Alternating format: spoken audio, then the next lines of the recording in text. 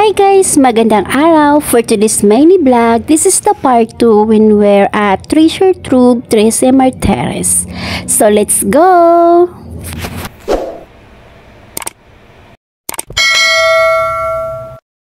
Hi guys! Good morning! Ayan, dito pa din kami sa Treasure Troop. So ayan, gumising na ako. Makasama ko is tulog pa. So hindi sila sa kubo. See you later.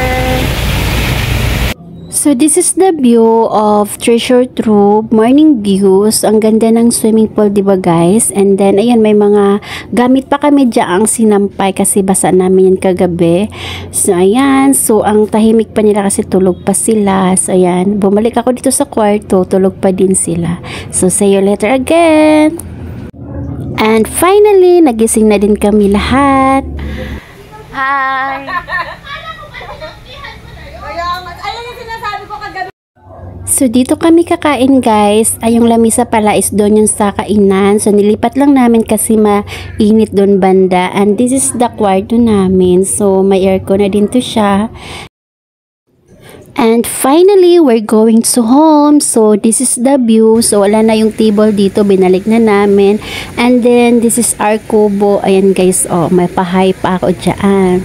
Ayan. So, sliding door na din siya. So, ang ganda niya guys. Very simply. So, kung gusto nyong mag-inquire, inquire nyo lang yung Treasure Troop Trece Martires. Hindi, video to. Uwi na tayo. Bye guys. Bye! Thank you, Treasure Troop Belia. See you next time. See you next time. Bye. Kami ay uuwi na. So, see you again. See you next time and see you again. I've seen a lot of change, been through a lot of pain. Some things are not the same as they were a year ago. But all will be okay. I move on each and every day. The past is where it stays.